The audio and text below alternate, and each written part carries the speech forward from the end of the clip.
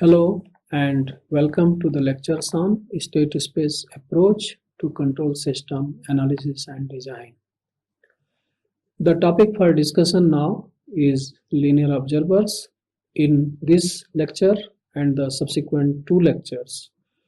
So we will start with full order observer first, and thereafter we will discuss the reduced order observer and subsequently the separation principle.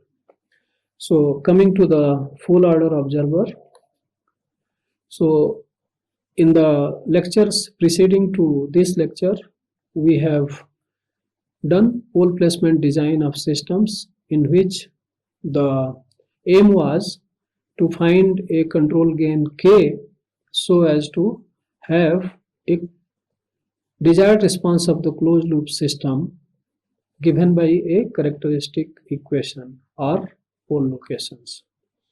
We also did design of state feedback control through the linear quadratic optimal control design, in which the objective was to minimize a quadratic performance index.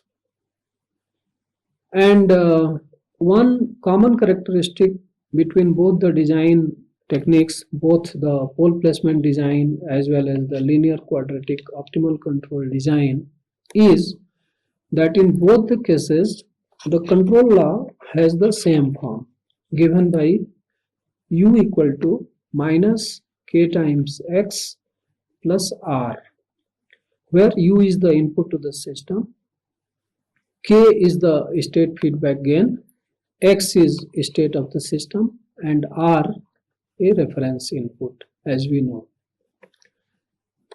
This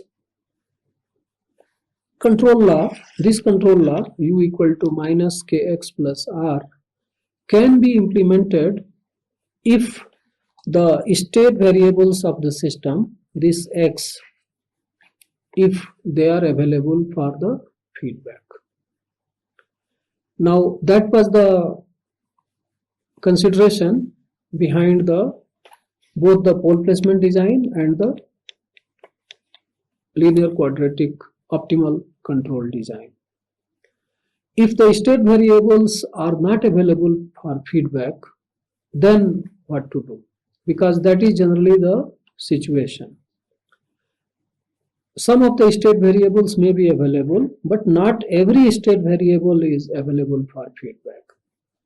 Rarely it will be a situation that all the n state variables of a nth order system will be available for feedback. Essentially because in many situations there is no existing method or no existing principle for measurement of some of the quantities. So it may happen that even though we intend to measure the state variables, but there may not exist a principle or a method to measure the state variable. Other thing which is mostly the situation is that providing 100% instrumentation is always impractical because of various reasons. It could be due to the reasons of cost. So many sensors, I mean combination of transducers and the processing circuits, including the signal conditioning, amplification, etc. So many sensors, obviously they will increase the cost of the overall system. Then there are weight considerations. These transducers need to be mounted, for example, an RTD or a thermocouple, they are to be mounted in thermo wells, and that increases the weight of the system. Then even if the weight can be tolerated, sometimes space may not be available to mount. So in addition, there can be installation issues. So because of the various reasons of the cost, weight, space restrictions, installation, etc., it is most of the time impractical to provide 100% instrumentation in a system. So this rules the scenario. Not every state variable is available for feedback.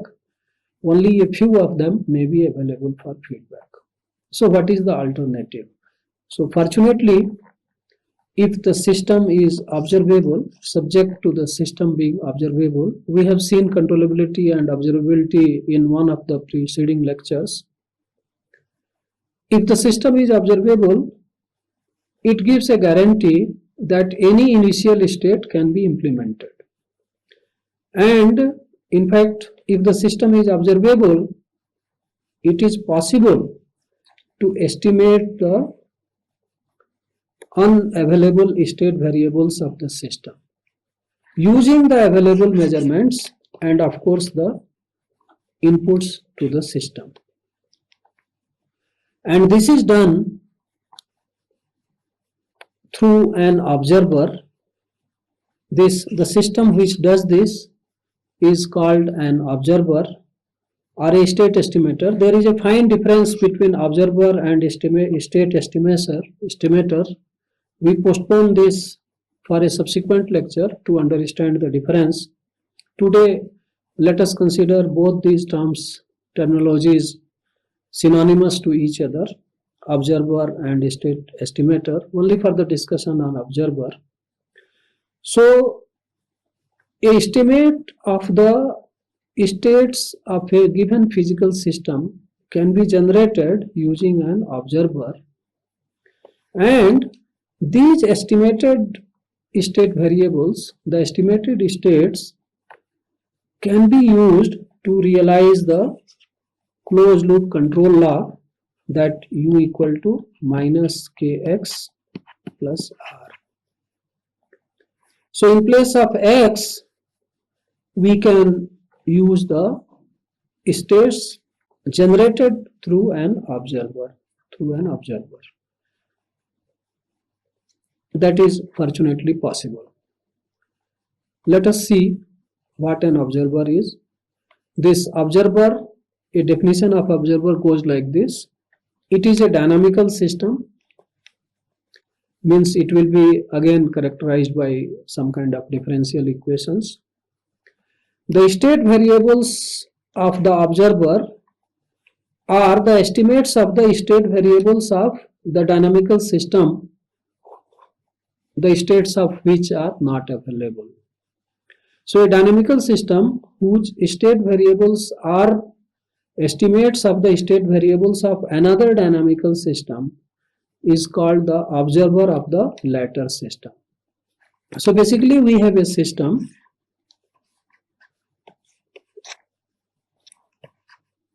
U and Y are their respective inputs and outputs.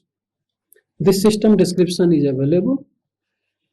Its states are to be estimated. So we have to make a system which is called an observer. So this is a dynamical system. This is also a dynamical system. This observer is also a dynamical system, and it will generate the estimates of this system. This observer will generate the estimates of this dynamical system. That is the intent. And this it is ought to be a dynamical system. Now it was introduced by Leuenberger in around 60s, and for any observable linear system, an observer can be designed having one property. This is the property. The estimation error, which is defined as the system state X minus the observed state, let me denote it by Z. This estimation error X minus Z can be made to go to 0 as fast as one desires, as fast as it is required. So the Leuenberger observer is a dynamical system which will generate the estimates of the states of a dynamical system, and it will have the property that the estimation error will go to 0 very fast.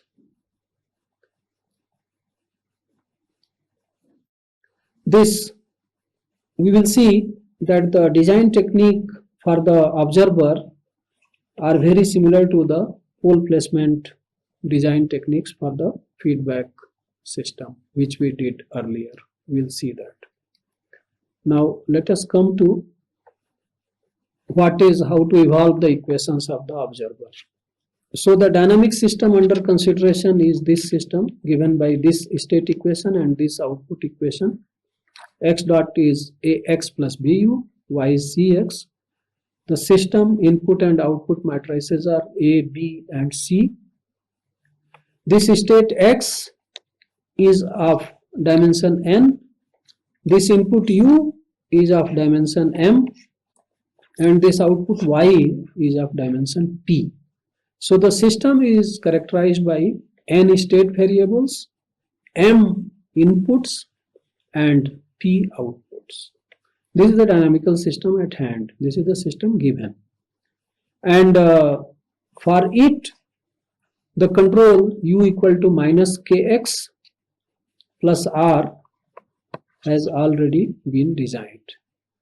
So this reference many times we don't write because in the mathematical treatment it is hardly required. So even when we don't write the full equation, we write U equal to minus kx.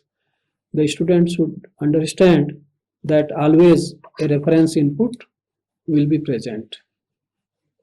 So for this system, the linear control U equal to minus kx has already been designed.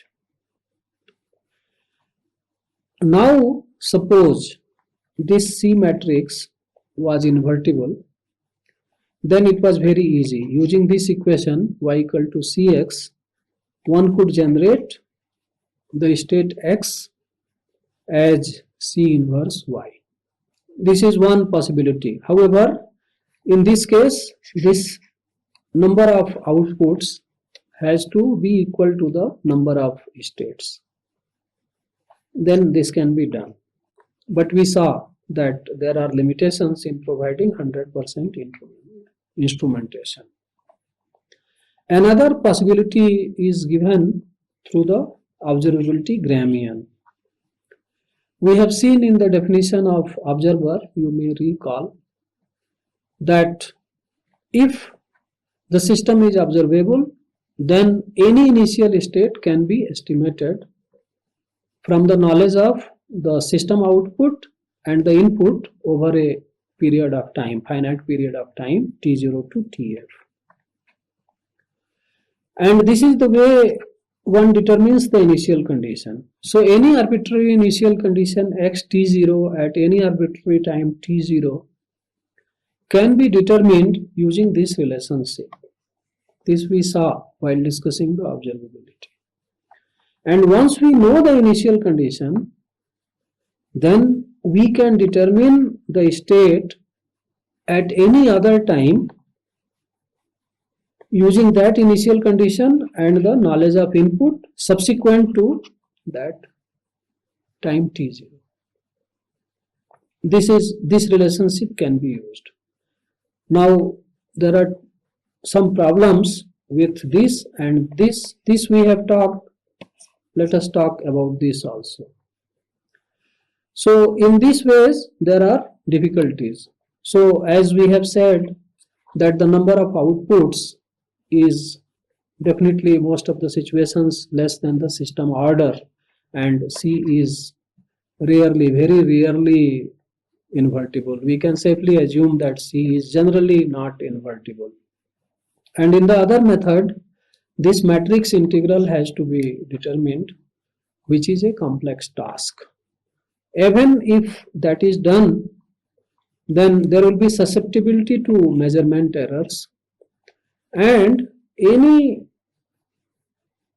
measurement errors, they will propagate to future estimates of the states, and the uncertainties will also propagate, to the future estimates. So these are the problems associated with determining the state of the system through that use of the observability Gramian and one initial condition which was determined.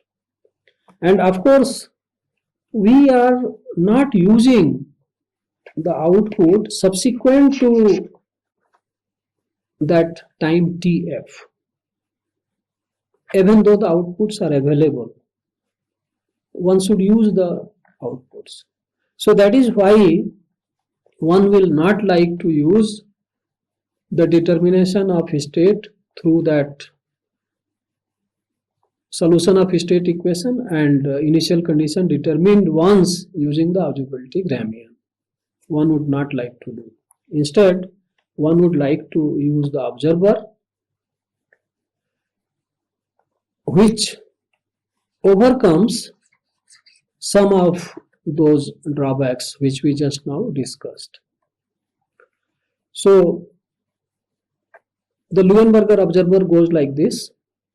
We assume at the beginning that the ZT, the observer state, is a dynamical system. Observer state comes from this dynamics. Z dot equal to alpha Z plus beta U plus GY.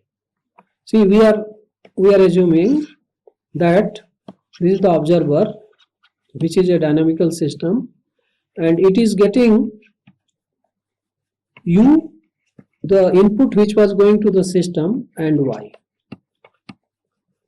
That is what observability definition said, that knowledge of input and output can be used to determine the initial condition, and that is the consideration in this. So we are thinking of a dynamical system, the observer, given by this dynamical equation, and the inputs to this are U and Y. And this is the equation. So alpha, beta and G, they are to be determined. Let us see how all this goes. So as I had said, that this dynamical system is excited by the plant input, that U, and the plant output, the Y. And it is of course known as the observer. Now, as was said little while back, that the Leuenberger observer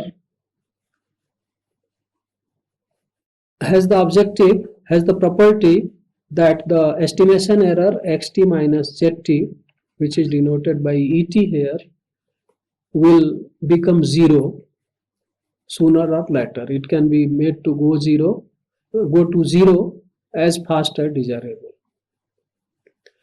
So we want that et to be acceptably small and preferably 0. So for that, let us differentiate this relation, and we will get E dot equal to x dot minus z dot. And then this x dot t, it was there in the previous, we know that x dot is ax plus bu. We substitute that. And z dot, we assumed z dot equal to alpha z plus beta u plus gy. We assume this. So we substitute in place of z dot this, because it is with minus, each of these terms has become minus. So we get E dot equal to ax plus bu minus alpha z minus beta u minus gz. And this z we substitute like this, because et is xt minus zt. Z can be substituted as xt minus et, which is done here. And beta ut is as it is. Yt we know is c times xt, so that is substituted. So we get this as the right hand side. And we do little more manipulation. So what we will get? This AX, this alpha x, and this GCX, we arrange together, they multiply to xt. And this BUT and beta UT we keep together, so we get this. And this alpha ET, this one is brought here. So the dynamics of the error E is given by this, and based on that we can see that in order that ET becomes 0 asymptotically, it should satisfy these three conditions. Let us see how. This, we say that if it becomes this autonomous equation E dot equal to alpha ET, and if alpha has poles in the open left half as plane, then asymptotically ET will go to 0. That is known. So we use that and we say that this should become 0 and this should become 0. Then that will happen. That is what is written here. This term, both should separately become 0, and eigenvalues of alpha, that should have real part negative. Then ET will become 0 asymptotically. That will be satisfied. So obviously these give that in the observer equation beta should be equal to B and alpha should be equal to A minus GC. It comes from here. And in addition, this alpha should have eigenvalues in the open left half as plane. It should satisfy the property of stability. That should happen. So it becomes like this. We started with this equation for the observer, and because alpha is A minus GC, we substitute that A minus GC, and beta is B, we do that substitution, and G is there as it is. Now we do rearrangement. A times ZT is written here, B times UT, and that GCZT, G is taken common, that CZT is here, and YT. So the observer equation becomes Z dot equal to AZ plus BU plus G, and this difference which is called as residual. This is difference between this observer equation is given by this one. So AZ plus BU plus G Y minus CZ, and this difference Y minus CZ, the actual output of the system plant, and the CZ, that output of the observer, that difference is R, and so the equation can be implemented like this. The observer dynamics can be implemented like this, and this is the state equation for the full order observer. The whole system will look like this. This is the state diagram of the system at hand. It receives the input U and its output is Y, and internally it is X dot equal to A times X, this, plus B times U, and that is integrated to get X. So this is the state diagram for the system X dot equal to X plus B. Now its output Y, it is being picked up and being brought to the observer. Internally, that C times Z, which is the generated like C times X, similarly C times Z, it is the output of the based on the observed state. This is C times Z. So difference Y minus Y of the observer, that is the residual R, G times that will be added to B times U, and A times Z to get the Z dot, and Z dot will be integrated to get the Z, which is the observed value of the state. And if we pick up this state X and this Z, if we see X minus Z, these two, which was defined as E in our slides, this X minus Z, which is E, this E will go to 0 asymptotically. That will be ensured in by those observer equations, which is here, implementation of which will be done by this diagram.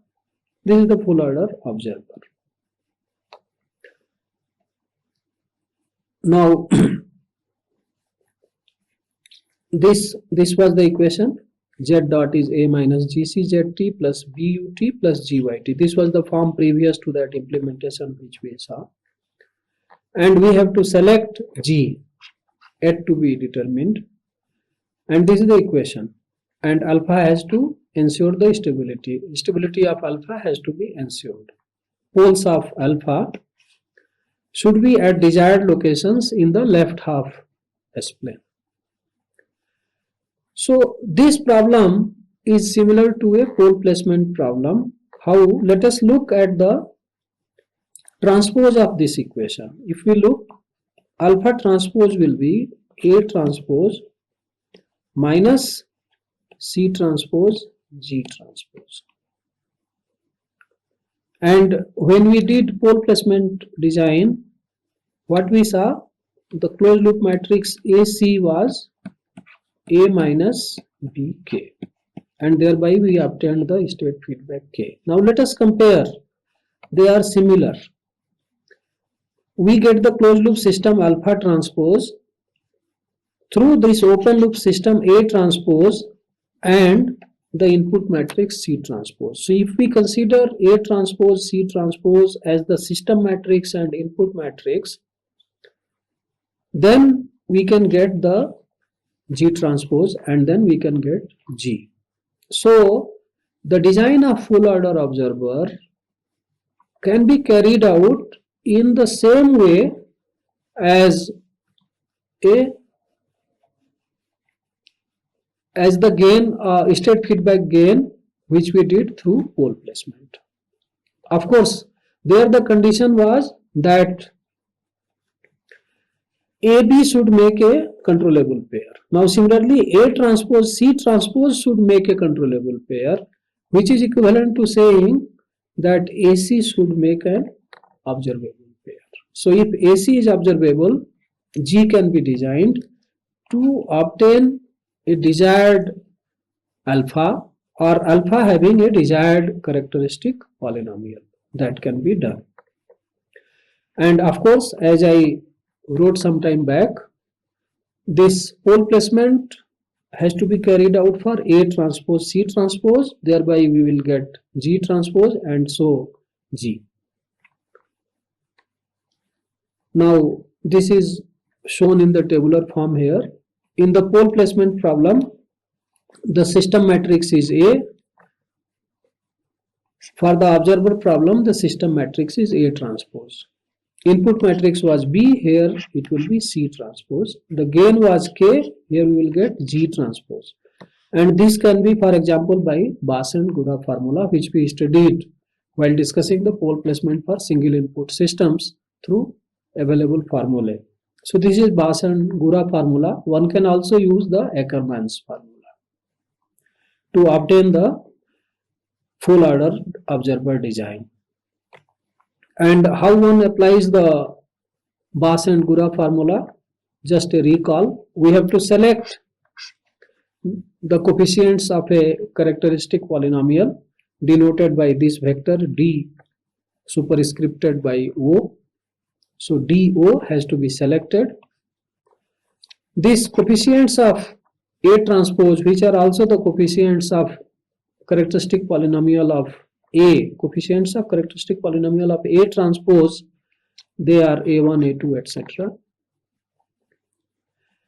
This is the observability or rather let me say controllability matrix, considering A transpose as the system matrix and C transpose as the input matrix. So this matrix P has to be evaluated. W has to be set up like this, in which first row contains 1 and thereafter the coefficients a1 to an-1, this one. Second row slipped onto the right, so first one becomes 0, second one 1, and then the fewer coefficients from this one, and so on. This way we set up the upper triangular matrix W, and then we can do the substitution here to get the G transpose. That is how we can use Bass and Gura formula. The student can themselves formulate how it will happen in case one wants to apply the Ackermann's formula. Now let us see this example. We consider this system in which system matrix is this, the input matrix is this, and the output matrix is this. And we intend to design a full order observer so as to have the observer poles at -30 and -2. Now if you see the poles of this system, they will be at S plus 6, S plus 1, 1 and 6. This is the Si minus A. And so S square plus 7S plus 6 minus 6. So one will be at 0, other will be at -7. These will be the poles of this system. And the observer poles are chosen as -30 and -2. That is generally what we do. We select the observer poles further to the left of the system poles. And in fact, not only the system poles, the poles of the closed loop system. So the A minus BK, that when we have designed K and we have seen the closed loop system A minus BK, observer poles are to be taken further left to the poles of A minus BK. That is generally what is done for observer design. So we are anyway considering only the open loop system. The closed loop we are not considering. We just want to see how this observer behaves. So we select observer poles at -30 and -2 and we want to design the observer. That is the consideration. So as I just evaluated, the characteristic polynomial of A is S square plus 7S, and for these pole locations the characteristic polynomial of the observer will be this S square plus 30S plus 60, which is essentially the product of S plus 30 into S plus 2. This product is this. So having selected the pole locations, we get the characteristic polynomial of the observer. And then we apply the formula. So we evaluate the P matrix, which is C transpose and A transpose C transpose. It should come this much. We set up the W matrix. This is 1, A1 and 1. And then we have this as PW, the product of this 1 into -1 minus 6 into 1 0. So 1 minus 6 into 7 1. So that will give 1. And then 0 1 into 1 0 will give 0. And 0 1 into 7 1 will give a 1. So that is PW, and PW transpose is this. And then its inverse will be this. One can verify it. And D minus A will be, this is D for the observer, this is A, and so D minus A is this. 32 minus 7, 25, 60 minus 0, 60. And so the G will be given by this. PW transpose inverse into this difference D minus A.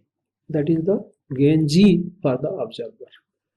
And so alpha can be obtained as A minus GC, which will be this.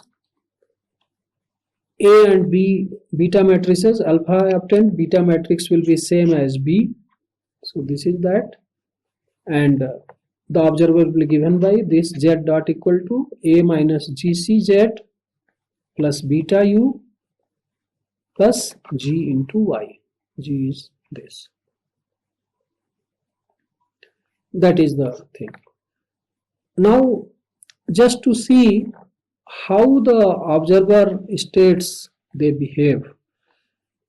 So we consider a situation in which the given system, that system was in the previous slides. Let me go back. This one, this system, we consider the equilibrium of this system as one, first state x1 being 1 and x2 corresponding, so that the derivative is 0 and input is 0. We consider that. So we get this as the equilibrium condition.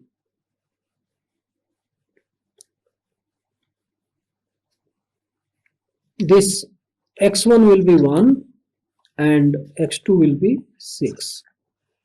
1, 6 will give the equilibrium of the system. Now we assume that no input is applied and the system was at that initial condition. So you can verify that it will remain, the states of the system will remain x1 at 1 and x2 at 6. So this is a plot of x1. It is always 1.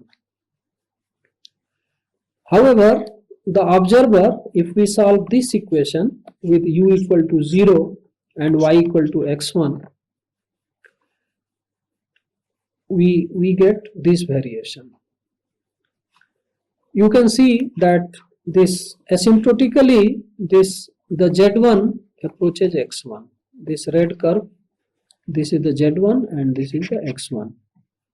And similarly, the next plot shows z2 and x2. This is z2, this is x2.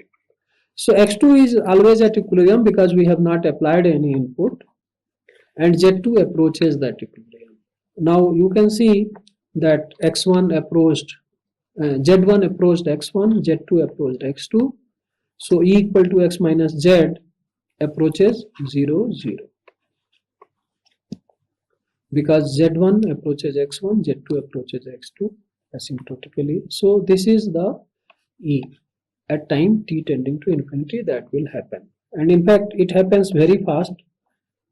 It is not in that sense a large t, it is a small t, and it is dependent on that eigenvalues of the observer. So its response will be characterized by e power minus 30t and e power minus 2t. So essentially this will become 0 very fast, e power minus 30t. So this response is essentially characterized by e power minus 2t. That is it. So we as an exercise, you can consider this third order system in which A is given like this, B is given like this, and this is the Cx, y equal to Cx. And you can design observer considering these observer poles. One can consider that. And after design, you will obtain G.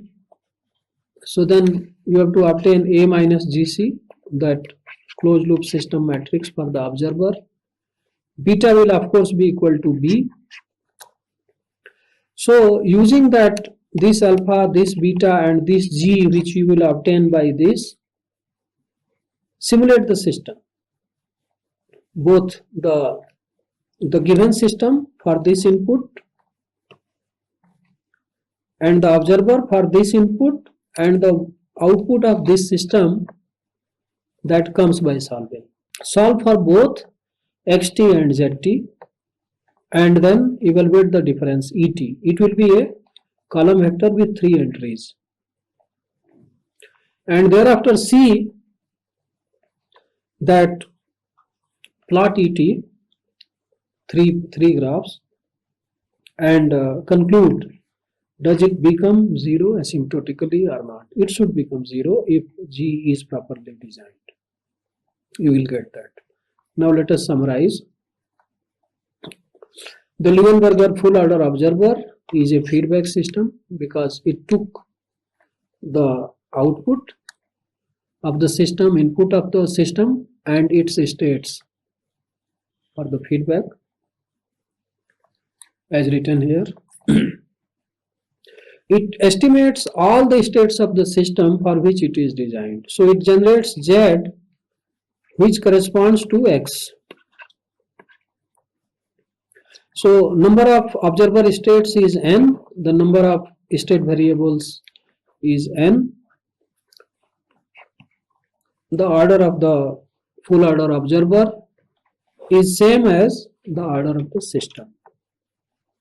And I have put a question mark, but this we will see that it happens that the state feedback control can be implemented using the estimated value of the state variables through the observer. Can be implemented. We will see while discussing the separation theorem. Now there are some other things to notice. This observer was designed so that state estimation error, that was E, which is X minus Z, this approaches zero asymptotically. Now this is a positive statement as well as a negative statement. The positive statement in the sense that one can design the observer so that it becomes asymptotic and zero in a very short time. Negative statement is that in the theoretical sense it will become zero only at t equal to infinity, but we go by the positive aspect of this statement. If the system is observable, then observer poles can be placed arbitrarily in the open left half S-plane. Of course, subject to the restriction that complex poles should occur as a pair of complex conjugate poles. Observer design is similar to the controller design using pole placement. So all the pole placement formulae can be used to obtain the observer design. Although I took the example of a single input system, even for multi-input systems, the multi-input pole placement formula can be used for obtaining the observer design. And of course, it is very necessary to precisely know A, B and C matrices. So with that, we complete this lecture. Thank you very much. See you in our next lecture.